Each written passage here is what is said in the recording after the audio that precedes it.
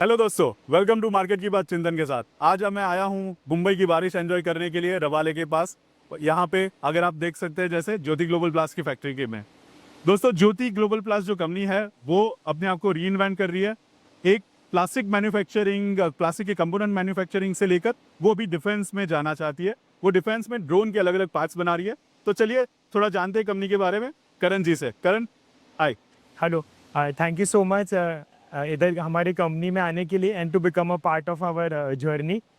सो करण, ये बताइए ज्योति ग्लोबल पास करती क्या है ये फैक्ट्री? कितने सालों से है आपके पास? डेफिनेट सो ये कंपनी की फाउंडेशन रखी गई थी by my grandfather in 1990s। So जैसे कि आप देख सकते हो, this is the third generation which is involve in the business. मेरे दादाजी ने स्टार्ट की थी, उसके बाद मेरे अंकल और मेरे फादर इसके पार्ट रहे, and now me and my brother are currently leading the organisation. We are in to moulding of plastic and FRP solution, and जैसे आपने सही से इंट्रोडक्शन दिया, we are transitioning from a packaging to a defense and aerospace company.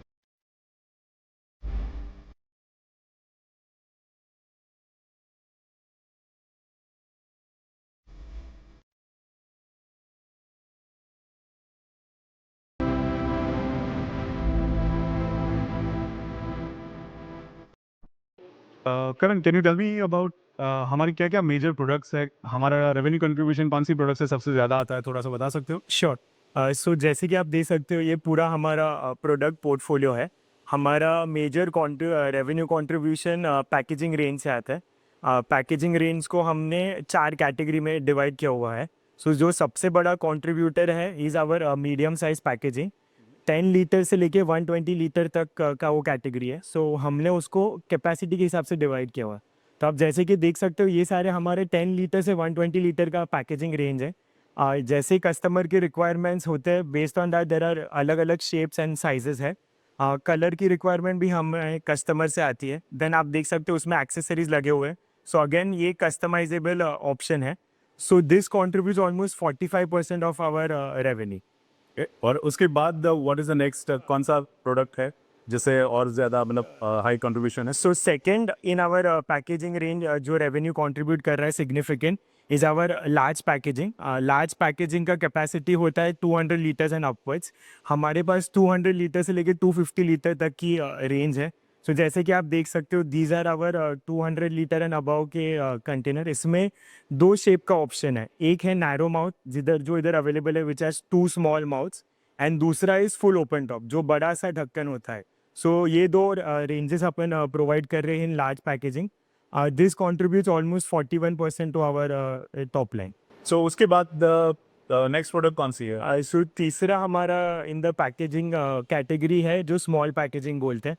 सो हमारी capacity है from 250 ml up till 10 litres. तो जैसे कि आप ये सारे बॉटल्स कंटेनर्स देख सकते हो, दिस इज़ हमार स्मॉल पैकेजिंग लाइन. इसमें भी हम अगेन शेप्स एंड कलर का कस्टमाइजेशन प्रोवाइड करते हैं. इन एडिशन टू दैट हम वैल्यू एडेड सर्विस प्रोवाइड कर रहे हैं, जैसे कि स्टिकरिंग स्लीविंग ऑप्शन भी we give it to our customers. Okay इसका कंट्रीब्यूशन 8% है हमारे टॉप लाइन के. ओके. और मैंने देखा कि आप टॉयज मैन्युफैक्चर भी कर रहे हैं, ऑटो पार्ट्स भी मैन्युफैक्चर कर रहे हैं, थोड़ा उसके बारे में बता सकते हैं? Correct. So in addition to packaging हम दूसरे प्रोडक्ट्स भी ऑफर करते हैं ब्लो एंड इंजेक्शन मोल्डिंग में. सो अदर देन पैकेजिंग सबसे पहले हमारा एंट्री हुआ था टॉयज एंड किड्स फर्नीचर में. सो जैसे कि आप देख सकते हो all these products are combination of blow and injection moulding. इसकी मेन बात is the colour and presentation, because ये अल्टीमेटली एंड यूजर एंड बच्चों के पास जाने वाला है. So this are our toys and kids furniture का रेंज. ओके. एंड ऑटो के बारे में बता सो उसके बाद अपन मूव करते टूवर्ड्स ऑटोमोबाइल के parts. This is our recent addition and ये सारे मैन्युफैक्चर होते हैं through injection moulding processes. So हम करेंटली टियर 2 सप्लायर्स है. We supply to tier 1 and OEMs. Alright. और डिफेंस की प्रोडक्ट हम वहाँ पे बात करते हैं जहाँ पे हम अपना पूरा बाकी का इंटरव्यू करेंगे. करण, थैंक यू, मुझे आप यहाँ पर बुलाया है. तो tell me little bit about what Jyoti Global Plas do. Thank you इधर आने के लिए. We are very grateful that आप आए. Just brief background about the company. ये जो कंपनी स्टार्ट हुई थी 1990 में मेरे ग्रैंडफादर ने स्टार्ट की थी. उसके बाद विद इन फ्यू ईयर्स मेरे अंकल और मेरे फादर ने ज्वाइन किया, which is the second generation. And 5 years ago me and my brother joined the business. So now there are 3 generations in the business together. हम moulding solutions provide करते. We do plastic and FRP moulding. We do both blow and injection moulding. तो करण, आपने कहाँ से education की, क्या education, आपका क्या वर्क एक्सपीरियंस रहा बिफोर आप ज्योति ग्लोबल प्लास में ज्वाइन हुए? So I am a chartered accountant CA by qualification. मैंने 3 years ऑफ आर्टिकलशिप KKC&Co एक CA फर्म है वहाँ से की है. पोस्ट क्लियरिंग CA इन 2017 मैंने Paras defence and space technologies join किया. वहाँ I work for 2 years and वहीं से मुझे डिफेंस एंड एरोस्पेस का एक्सपीरियंस मिला. उसके बाद मैं 1 year के लिए बॉस्टन गया था मास्टर्स इन एंटरप्रेन्योरशिप करने. And after coming back in 2020 मैंने फैमिली बिजनेस ज्वाइन कर लिया. तो 2020 से आपने अपना ट्रांजिशन शुरू किया कंपनी को धीरे धीरे from a packaging solutions defence और एरोस्पेस में कैसे ले जा सकते हैं? करेक्ट. सो हमारा कंपनी का जो फर्स्ट स्टेप हमने किया, सो अर्स्टवाइल हमारी कंपनी का नाम था Jyoti poly containers private limited. So which is very restrictive and वो जो हम प्रोडक्ट बना रहे थे खाली वही नाम को इट वाज रिप्रेजेंटिंग. सो जो मैंने कंपनी ज्वाइन करके फर्स्ट स्टेप लिया was changing the company's name.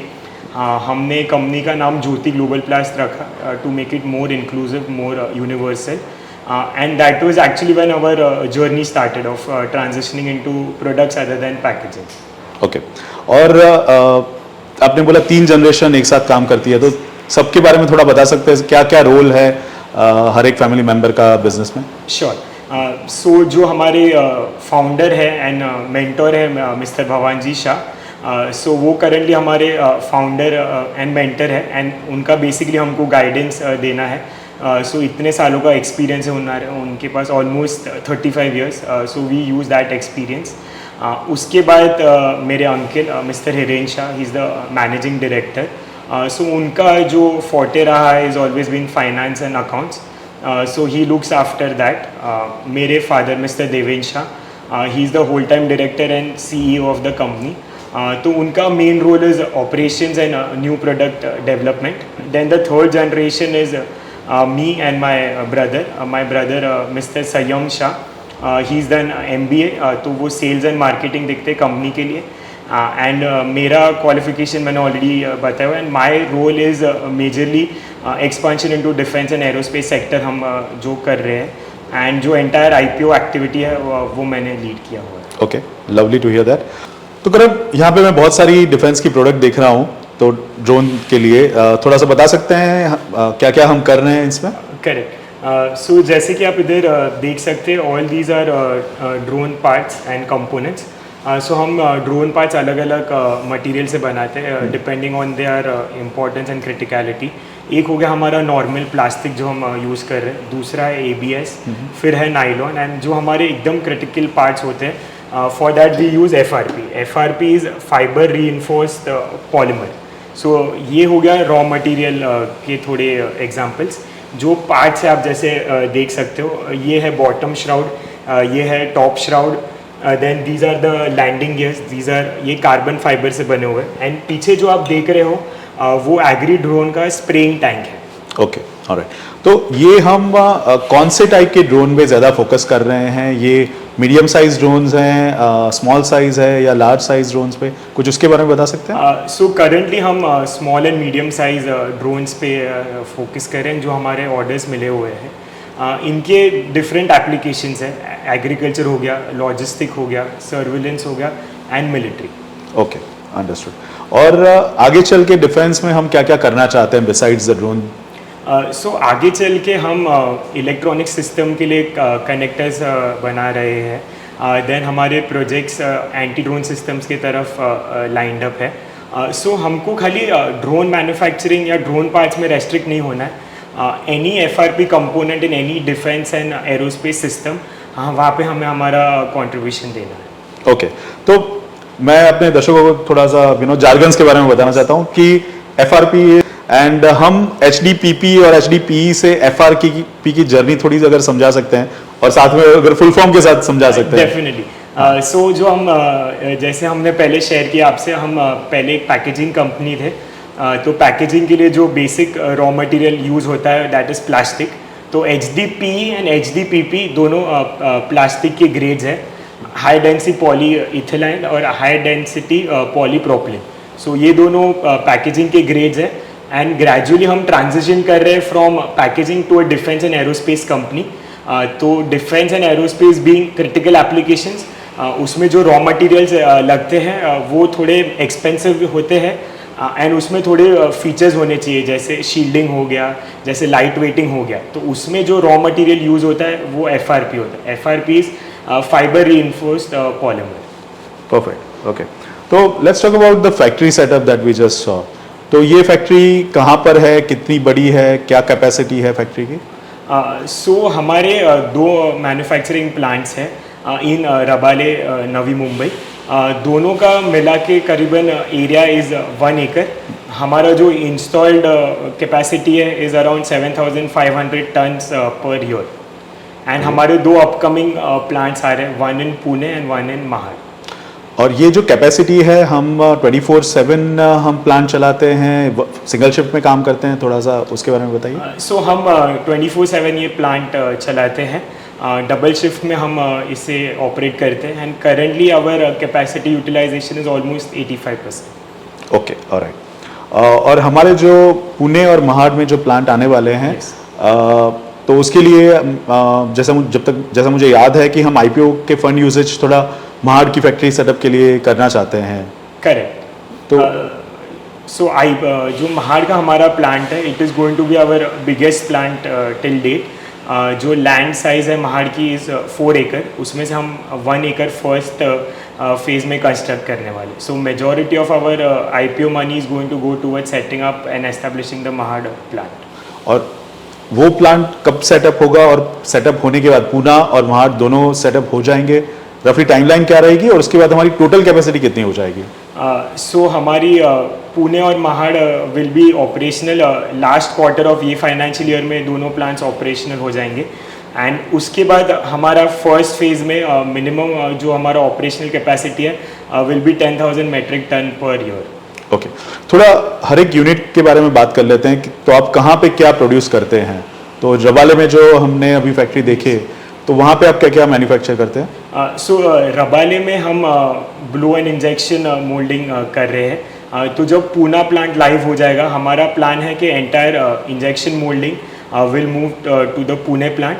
And Mahad में जो प्लांट है वो हम डेडिकेटेडली चाहते हैं कि डिफेंस एंड एरोस्पेस के लिए ही रहे। और आपने महाड़ क्यों चूज किया? सो फर्स्ट ऑफ ऑल जो मेजर रीज़न था was we needed a big space. तो बड़ी जगह के लिए थोड़ा सिटी से बाहर जाना पड़ता है। Second, Mahad as a infrastructure बहुत डेवलप है, वहाँ पे इलेक्ट्रिसिटी वाटर की कोई प्रॉब्लम या शॉर्टेज नहीं है। हमारा जो लैंड है वो MIDC में है, so we get all the benefits. And lastly Mahad is very close to the JNPT port and upcoming airport in Navi Mumbai. So उससे हमारा जो लॉजिस्टिक्स कॉस्ट है एंड एक्सेसिबिलिटी है वो भी बढ़ जाएगा। ओके, आपने इलेक्ट्रिसिटी की बात की, तो क्या हमारे एग्जिस्टिंग सेटअप में do we have a solar power? So I am glad आपने ये क्वेश्चन पूछा। सो हमारे बिजनेस में मोल्डिंग बिजनेस में जो second most important cost component है after raw material is electricity. So currently हमारे पास कोई सोलर या ऑल्टरनेट एनर्जी सोर्स नहीं है, but out of IPO proceeds हम सोलर पार्क सेटअप करने वाले नासिक में, जिससे हमारे करंट रबाले प्लांट्स की इलेक्ट्रिसिटी रिक्वायरमेंट मीट हो जाएंगे। ओके, और जो दर्शक सुन रहे हैं, यहाँ पे महाराष्ट्र में नेट मीटरिंग कंसेप्ट है, तो अगर सोलर पार्क भले नासिक में हो, उसका बेनिफिट कंपनी को मिलेगा उनके इलेक्ट्रिसिटी बिल में। तो सर थोड़ा प्रोसेस के बारे में अगर समझा सकते हैं कि ब्लू मोल्डेड प्लास्टिक प्रोडक्ट्स क्या रहती है, क्या प्रोसेस होती है, उसके बारे में बताइए। So blow molding is a process basically to make anything hollow। जैसे आप देख सकते हो जिसमें कुछ hollow स्ट्रक्चर हो, basically packaging drums and containers, उसके लिए ब्लो मोल्डिंग प्रोसेस यूज़ होता है। सो ब्लो मोल्डिंग प्रोसेस में क्या होता है, प्लास्टिक ग्रैन्यूल्स को हाई टेम्परेचर पे मेल्ट करते हैं, तो it becomes in the form of a tube, and वो ट्यूब को थ्रू एयर ब्लो किया जाता है इनसाइड अ मोल्ड। सो वो जो ट्यूब है वो मोल्ड का शेप ले लेता है, एंड मोल्ड जो होते हैं वो हमारे फिनिश प्रोडक्ट के शेप्स में होते हैं। So this is how blow moulding process works. Okay, आपने मोल्ड की बात की, तो मोल्ड क्या आपके खुद के रहते हैं, क्या कस्टमर्स भी आपको मोल्ड देते हैं? So it is a mix of both. हमारे पास भी मोर देन 100 मोल्ड्स है, catering to different industries, different products. In some cases where the moulds are critical या कस्टमर का स्पेसिफिक डिज़ाइन रिक्वायरमेंट होता है, तो मोल्ड्स हमें कस्टमर प्रोवाइड करते हैं। ओके, तो लेट्स टॉक अबाउट कितना वेस्ट जनरेट होता है इस प्रोसेस में रफली? सो मोल्डिंग ब्लो मोल्डिंग प्रोसेस में जो नेट वेस्टेज होता है इज लेस देन 1%। वो कैसे? सो जो प्रोसेस में जो यू कैन नॉट से वेस्टेज, बट जो एक्स्ट्रा पोर्शन निकलता है उसको हम, एक मशीन होता है ग्राइंडर मशीन, तो you can put that inside the grinder machine and वो फिर से प्लास्टिक के ग्रैन्यूल्स में बन जाता है, एंड वो ग्रैन्यूल्स हम फिर से हमारे प्रोडक्शन प्रोसेस में यूज़ कर सकते हैं। Okay, understood.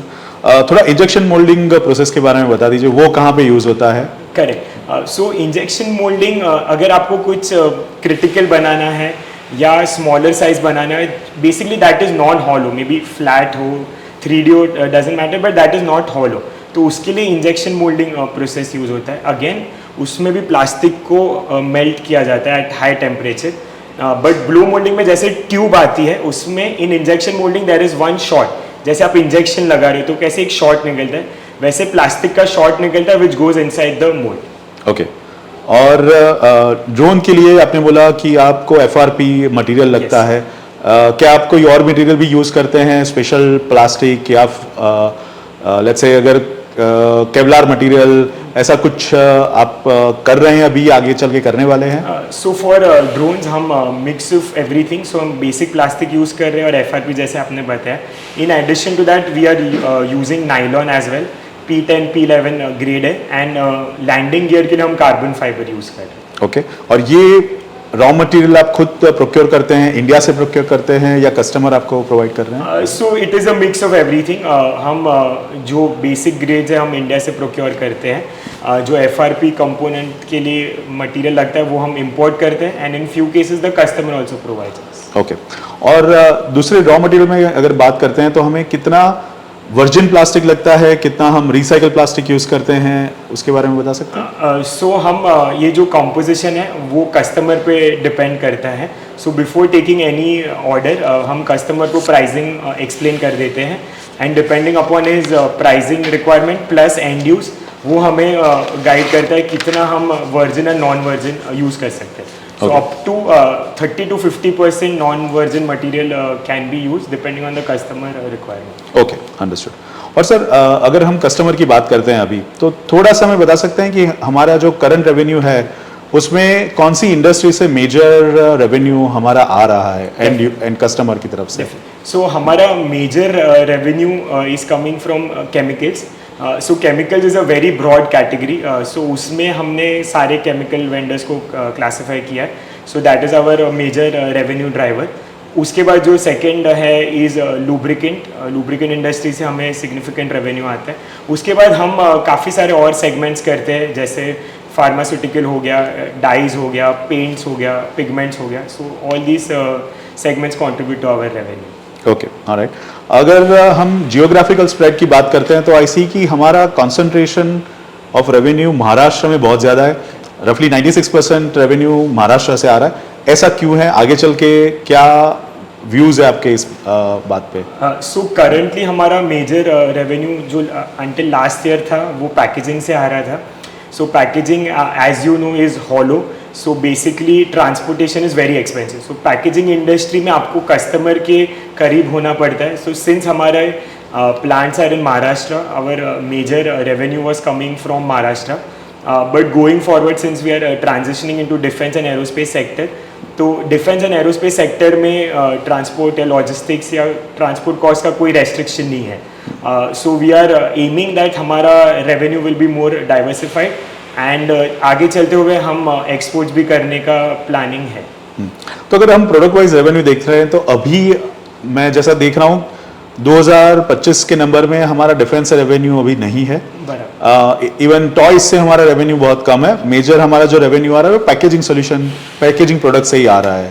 तो आगे चल के आपको क्या लग रहा है, कितना हम डिफेंस या टॉयज पे हम या ऑटो पे हम ज़्यादा फोकस करना चाहते हैं, कि कैसा रेवेन्यू हम एक्सपेक्ट कर सकते हैं इसमें? सो हमने पैकेजिंग से डाइवर्सिफाई करके we are doing toys, auto parts and जो हमारा लेटेस्ट एडिशन जिसमें हम 2 साल से काम कर रहे थे इज़ डिफेंस एंड एरोस्पेस. तो आगे चल के हमारा focus will be mainly on defence and aerospace. So जो कंपनी की नेक्स्ट ग्रोथ ड्राइवर रहेगी will be the defence and aerospace sector. Okay. हमने हमारे कुछ डिफेंस के ऑर्डर बुक के बारे में भी आरएचपी में लिखा हुआ है. थोड़ा उसके बारे में बता सकते हैं, क्या है, कितना हमारा ऑर्डर बुक है, कब तक एग्जीक्यूट होगा वो ऑर्डर बुक? सो हमारा as on date firm order exceeding 20 crore आ चुका है. So these are some of the top names in the defence and aerospace sector and जो एग्जीक्यूशन पीरियड है इज़ 18 to 24 months. ओके. अगर मैं थोड़े हमारे कस्टमर के बारे में जानना चाहता हूँ कि हमारे टोटल कितने कस्टमर है, कितने हमारे रिपीट कस्टमर है, यूजुअल एवरेज ऑर्डर वैल्यू कितना रहता है? सो हमारे मोर देन 1000 एक्टिव कस्टमर्स है at any given point of time. उसमें से around 400 are our repeat customers and average customer order value is around 50,000 to 75,000 पर ऑर्डर. ओके. अगर एम्प्लॉयज़ की बात करते हैं सर, तो हमारे टोटल कितने एम्प्लॉयज़ हैं, कितने हमारे पेरोल पर है, कितने कॉन्ट्रैक्ट पर है? So we use a mix of both. So हमारे पेरोल पे भी है प्लस हम कॉन्ट्रैक्टर्स को भी हायर करते हैं. सो अपने पेरोल पे अराउंड 45 to 50 एम्प्लॉयज़ है एंड कॉन्ट्रैक्टर्स के पास से एनीवेयर बिटवीन 65 to 70 हम हायर करते हैं. हाँ, ओके. और now let's talk about the growth. कैसे आप ग्रोथ देख रहे हैं in you know of the sector that you are in, और आपकी खुद की कंपनी का ग्रोथ आप कैसे विजुलाइज कर रहे हैं, कहाँ से आपको ग्रोथ दिख रहा है इन स्पेशली इन 2026 एंड 2027? सो जैसे हमने वेंचर किया है डिफेंस एंड एरोस्पेस में, सो हमारा growth we see that it will come from the defence and aerospace sector. So इसके 2 मेन रीजंस हैं. एक इज़ इंटरनल जो हमने हमारी कैपेबिलिटी बिल्ड की है, उस मशीनरी डेवलप की है, टीम रेडी की है and actively aggressively we are marketing in that sector. So this is our internal strength. और दूसरा जो आप एक्सटर्नल फैक्टर्स देख रहे हो, देर इज़ डेली जो वॉर्स फाइट हुए जा रहे हैं, मैक्रो इकोनॉमिक कंडीशंस है, एंड जो मॉडर्न मीन्स ऑफ वॉरफेयर है. सो ये दोनों फैक्टर्स के वजह से we see that the defence and aerospace sector is slated to grow. Okay, क्या toys is a future growth category for you? So toys पे हम सप्लाई कर रहे हैं, but actively we are not focusing on, we are focusing mainly on the defence and aerospace. Okay, और auto में क्या हमारा आउटलुक है? सो ऑटो में करेंटली हम टियर 2 सप्लायर्स हैं. We are supplying to tier 1 and which in turn supply to the OEMs. और हमारा जो पैकेजिंग सॉल्यूशंस के प्रोडक्ट है उसमें क्या ग्रोथ हमें दिख रहा है? सो उसमें हम स्टैंडर्ड ग्रोथ एक्सपेक्ट कर रहे हैं. सो वो standard growth will keep on happening. जैसे हमारे कस्टमर्स बढ़ेंगे वैसे our need for packaging will also increase. Okay, understood. थोड़ा सा हमें ये बता सकते हैं कि अगर जैसा आप ये ट्रांजिशन कर रहे हैं कंपनी का पैकेजिंग से डिफेंस की ओर, कौन से आपको सर्टिफिकेट लगेंगे ये अचीव करने के लिए? सो करेंटली हमारा प्लांट ISO सर्टिफाइड है. So that is one certification which is required. दूसरा हम TUV नॉड के गाइडलाइन से कंप्लाई करते हैं. And third and most important is we are EPR, जो कि extended producer responsibility. We are registered and we are compliant till date. Okay. ये certifications हमारे पास है. और डिफेंस और एरोस्पेस के लिए क्या आपको DGQA, DGCA किसी की सर्टिफिकेट्स लगेंगे? सो एज इफ नाउ हमको रिक्वायरमेंट नहीं है, since we are making the components. So ये रिक्वायरमेंट जो फिनिश प्रोडक्ट बनाते हैं उन पे एप्लीकेबल है. Okay, understood. थोड़ा सा हमारा हमारी क्वालिटी कंट्रोल के बारे में बता सकते हैं, R&D के बारे में बता सकते हैं, क्या सेटअप है, हमारे कितने लोग हैं इस प्रोसेस में, इस फंक्शन में? Yes, so we have a dedicated team for quality control and R&D. हमारे पास इन हाउस लैब है. सो इन हाउस लैब में हम both raw material as well as finish good का टेस्टिंग होता है. And for us quality and R&D is a continuous process. So even if हमारे पास approvals आ गए हैं कस्टमर के, सप्लाई है, but still we don't stop at innovation and R&D. वो हम करते रहते हैं. How we can make that better and quality और कैसे इम्प्रूव कर सकते. ओके, एक सवाल मुझे आ रहा है, अगर जब मैं RSP पढ़ रहा हूँ तो दिख रहा है कि हमारे पास हमारे खुद के लॉजिस्टिक्स रिलेटेड हमारे व्हीकल है. यस. तो वो ऐसा क्यों है? कितने व्हीकल है हमारे पास? सो हमारे पास 6 फ्लीट ऑफ ट्रक है खुद के. सो इसके फ्यू रीजंस हैं. One of them is to ensure there is a timely delivery to all the customers, that there is no delay every day. हमारे vehicles reach the customer properly. That is one reason. Second क्या होता है, कई बार part load order आता है. So if you provide via external supplier तो it becomes expensive या वो delay करवा देता है. So in those cases also we use our vehicle. And third है, जो customers are in and around our plant. So external जो supplies है they usually prefer long distance पे. तो जो शॉर्ट डिस्टेंस कस्टमर को सप्लाई करना है, एंड हमारा turn around we can do more than 2 to 3 deliveries per day हमारे खुद के ट्रक्स हो. So these are few reasons why हमने खुद का लॉजिस्टिक फ्लीट भी मेंटेन किया. तो आप CFO है, तो चलिए कुछ नंबर्स की बात कर लेते हैं. सर, क्या हमारे नंबर्स हैं, हमने क्या रेवेन्यू और मार्जिन्स एंड प्रॉफिट किया है इस साल में? सो हमारा टॉप लाइन रहा है 93.5 crores, एंड जो हमारे पैट नंबर्स है इज 6.08 crores. Okay, alright. मैं जब रेवेन्यू का देख रहा हूँ तो थोड़ा सा मुझे वहाँ पे 2024 में डीग्रोथ दिख रहा है, तो उसका रीज़न क्या था? सो हमारा इंडस्ट्री में जो सेल्स का प्राइसिंग होता है is always dependent on raw material pricing. So in 2024 raw material prices fell down as compare to 2023, जिसका इम्पैक्ट हुआ सेलिंग प्राइस में. बट इफ़ आप वॉल्यूम टर्म्स पे देखोगे तो we have grown in volume terms, and हम consistently year on year grow किए जा रहे हैं. Okay, alright. तो हमारा जो अगर मैं तो मेरा क्वेश्चन भी वही पे आ रहा था एग्जैक्टली कि हमारा रॉ मटेरियल कॉस्ट 2025 में कम हुआ है बट हमारा रेवेन्यू बढ़ा हुआ है. Correct. तो ऐसा कैसे हुआ? यहाँ पे हमारा क्या हमने प्रोडक्ट मिक्स चेंज किया या आपको यहाँ पे कैसे फायदा हुआ? सो हमने प्रोडक्ट मिक्स चेंज किया, जैसे आपने सही आइडेंटिफाई किया है. हमने स्मॉल पैकेजिंग बिजनेस में ज़्यादा फोकस किया, एंड उधर और कस्टमर्स ऐड किए और ज़्यादा आइटम्स ऐड की. सेकंड हमने पेंट इंडस्ट्री के लिए स्पेसिफिकली पेल बकेट्स लॉन्च किए. So both of these products are higher margin products as compare to our other products. Okay, थोड़ा सा मार्जिन्स की बात करते हैं. हमारे जो प्रोडक्ट कैटेगरी है तो किस तरह के बाय लार्ज हमारे प्रॉफिट मार्जिन्स रहते हैं. तो अगर हम मीडियम साइज ड्रम्स और उनकी बात करते हैं तो उसमें क्या मार्जिन्स रहते हैं, लार्ज साइज पे क्या रहता है, स्मॉल पे क्या रहता है रफली. सो इन पैकेजिंग इंडस्ट्री जो मार्जिन्स होते हैं inversely proportional to the size. So जो हमारा लार्ज ब्लो मोल्डिंग पार्ट है उसके margins are lower as compare to medium and small packaging. Small packaging gives us the highest margin. Okay, कुछ number के हिसाब से बता सकते हैं क्या, कितना रफली ऑन एन एवरेज कितना रहता है? ऑन एन एवरेज सो हमारा जो पैट मार्जिन्स है are around 6.5%. So you can say that जो स्मॉल पैकेजिंग है उसमें अराउंड 10% का मार्जिन्स है. Okay, alright. और डिफेंस में क्या रफली मार्जिन्स एक्सपेक्ट कर रहे हैं फ्यूचर में? सो डिफेंस में currently we are forcing EBITDA margins of 20%. Okay, alright. थोड़ा सा अदर एक्सपेंस की बात करते हैं तो मुझे दिख रहा है कि 16.5 करोड़ का हमारा अदर एक्सपेंस है, थोड़ा सा हाई लग रहा है. तो क्या रीजन है, क्या इसमें जा रहा है अदर एक्सपेंस में? सो बेसिकली मैन्युफैक्चरिंग कंपनी चलाने के लिए you have to do many expenses and as per accounting वो सारे क्लासीफाई होते हैं under other expenses. So out of 16 crore जो हमारा सबसे बड़ा एक्सपेंस रहा है is electricity which is 6 crore. उसके बाद जो हमने स्पेंड किया है इज़ फॉर लेबर चार्जेस जो हम हायर करते हैं. सो दैट इज़ रफली अराउंड 3 करोड़. हम थोड़ा प्रोडक्शन जॉब वर्क पे भी करवाते हैं सो उसका एक्सपेंसेस अराउंड 2 करोड़.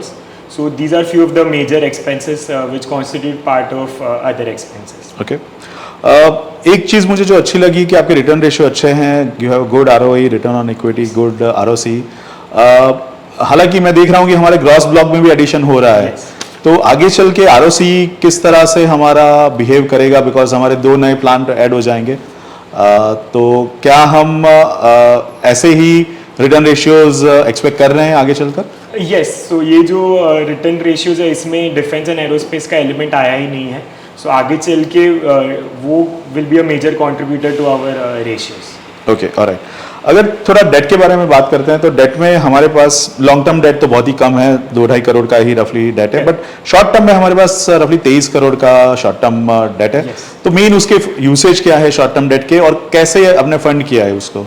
सो मेन शॉर्ट टर्म डेट हमारा है जो वर्किंग कैपिटल हमने फैसिलिटी बैंक से ली हुई है. So that is to the tune of 20 crore. So in our line जो स्टैंडर्ड प्रैक्टिस है हमको रॉ मटेरियल सप्लायर को अपफ्रंट या विद इन 10 डेज पेमेंट करना होता है. एंड जो हमारा डेटर्स का पीरियड है इज़ रफली 90 डेज. तो ये दोनों के बीच का जो गैप है उसे फंड करने के लिए we have to take working capital. Okay, alright. एक और चीज़ मुझे काफ़ी अच्छी लगी कि आपने क्रिसिल से अपना रेटिंग करा के रखा है. हालांकि क्रिसिल बहुत ही जाना माना नाम है रेटिंग एजेंसी में. तो ये कब से चल रहा है, क्या क्रिसिल का रेटिंग है हमारा? So as a practice and as financial discipline हम लास्ट 5 ईयर्स से क्रिसिल की रेटिंग करवा रहे हैं. एंड हमारा current CRISIL rating is BB stable. Okay, perfect. थोड़ा आपने अभी वर्किंग कैपिटल साइकिल के बारे में बताया, तो हमारा ट्रेड रिसीवेबल 21 करोड़ के आसपास है. तो उसमें से कितना 6 महीने पुराना होगा, कुछ ऐसा है जो हम रिकवर नहीं कर पाएंगे? हमारे जो भी वर्किंग कैपिटल जो ट्रेड रिसीवेबल के हमारे नंबर्स हैं उसमें हमारा मेजॉरिटी इज़ 90 डेज़ के अंदर वाले. एंड जो एक्सटेंड हो चुके हैं उसमें से वी डोंट फोरसी एनी जिससे हमें पेमेंट नहीं आएगा. जो भी एक्सटेंडेड है उनसे भी पेमेंट आ रहे हैं. ओके, तो IPO फंड यूजेज की बात करते हैं तो पहला सवाल आता है कि हमने OFS कंपोनेंट रखा हुआ है. बहुत ज़्यादा नहीं है, बट ये OFS कंपोनेंट क्यों है? ये क्वेश्चन का मैं 2 पार्ट में आंसर देना चाहूँगा. जैसे कि आप देख रहे हैं इन द कंपनी बुक्स प्रमोटर्स के कोई भी पर्सनल यूज़ के लिए लोन नहीं है, बी इट हाउसिंग और व्हीकल. जो भी हमारे छोटे ऑब्लिगेशंस है जो रीपे करने इसके लिए हम OFS कर रहे हैं. And the second part to this is even after OFS जो प्रमोटर्स का स्टेक इन द कंपनी रहेगा वो स्टिल 73% है. So they will have enough skin in the game for them to make the company grow. Okay, और IPO fund usage हम कहाँ पे majorly use करना चाहते हैं? सो जो हमारा सबसे बड़ा यूज़ रहा है will be towards setting up our Mahad unit. So उसमें हमारा मेजर एक्सपेंस जाएगा आईपीओ का. Second is setting up solar power plant. And third is हम सिडबी की एक लोन रीपे करने वाले. ओके तो थोड़ा महाड के ये यूनिट के बारे में बात कर लेते हो. क्या हमने लैंड आइडेंटिफाई कर ली है, हमें पोजीशन मिल चुका है? सो महाड की लैंड हमने ऑलरेडी प्रोक्योर कर लिया out of our own funds. And उधर construction work also plinth level तक हो चुका है. Okay alright. और एज पर आरएचपी हम कहाँ तक एक्सपेक्ट कर रहे हैं कि ये हमारा नया फैक्ट्री शुरू हो जाएगा? जैसे मैंने स्टार्ट में मेंशन किया था, last quarter of this financial year हमारा प्लांट अप एंड रनिंग हो जाएगा. ओके और सोलर पावर का कितना सेटअप का, कितने मेगावाट या कितने किलोवाट का हमारा सेटअप रहेगा? सो सोलर का हमारा 2.4 मेगावाट का प्लांट है. ओके और ये सिडबी की लोन का आपने जो बोला बहुत ही छोटा सा लोन है, Yes. इसको क्यों आप रिपे कर रहे हो? सो सिंस हमारी बाकी सारी facilities are from IndusInd, so debt syndication and ease of business हो, इसीलिए हम सिडबी को बंद करना चाह रहे हैं. ओके रिलेटेड पार्टी ट्रांजैक्शन के बारे में थोड़ा जानना चाहूंगा कि हमारी 3 कंपनियां दिख रही हैं with some related party transaction. तो देवप्लास्ट क्या करती है कंपनी? सो देवप्लास्ट हमारे ड्रम्स एंड कंटेनर्स के लिए एक्सेसरीज प्रोवाइड करती है. अच्छा तो जो उसके लीड्स हो गए या साथ में हैंडल वाले हैंडल वो ओके. उनसे आते हैं. ज्योति पॉलीपैक क्या करता है? सो ज्योति पॉलीपैक ब्लो मोल्डिंग ही कर रहा है ड्रम्स एंड कंटेनर्स का, बट उनके फ्यू कस्टमर्स है, वो स्पेसिफिक वो कस्टमर्स को केटर करने के लिए बनाया गया था. ओके एनआर कलर के बारे में बताइए. ये कलर वाली कंपनी कुछ अलग लग रही है, क्या है एग्जैक्टली? सो एनआर कलर के promoter group is my wife and उनकी फैमिली. So they are into manufacturing of raw material for paint industry. Okay अगर मैं पीयर कंपैरिजन की बात करता हूं तो जो भी पीयर्स हमने आरएचपी में मेंशन किए हुए हैं are all into the plastic packaging solution, जो हम अभी करंटली ज़्यादा फोकस वहां पे कर रहे हैं. बट डिफरेंस का कोई हमने पीयर नहीं चूज किया है, करेक्ट? यस. तो जो भी आरएचपी में हमारे पेयर्स है, all of them are doing 100% packaging. Okay तो वहां पे एक ये सवाल आता है कि हमारा ऑपरेटिंग प्रॉफिट मार्जिन थोड़ा बेहतर है कंपेयर टू अवर कंपेटिटर्स, तो वो रीजन क्या है? सो जो सबसे बड़ा रीज़न है इज़ आवर प्रोडक्ट मिक्स. तो हमने लास्ट फ्यू इयर्स में जो भी पैकेजिंग लाइन में प्रोडक्ट्स इंट्रोड्यूस किए हैं, they are giving us a better margin as compare to our competitor. तो Karan we are almost at the end of our presentation. तो जो प्रोस्पेक्टिव इन्वेस्टर आपको देख रहे हैं उनके लिए आपका क्या मैसेज है? सो हमारी journey from packaging to defence and aerospace already start हो चुकी है. And defence and aerospace is the next part of our story, and we are forcing उधर से मेजर ग्रोथ आने वाला है. Guys, with that, we just want to wish you all the best for the IPO. Thank you so much. And दर्शक मित्रों, अगर आपको ये इंटरव्यू पसंद आया तो प्लीज़ आप अपने ग्रुप में ये वीडियो को प्लीज़ सर्कुलेट कीजिए. सबका सपोर्ट दिखाइए, लाइक और सब्सक्राइब करने कर इस चैनल को. तो with that I just want to say thank you for watching, और नेक्स्ट वीडियो में आपसे फिर से मुलाकात होगी.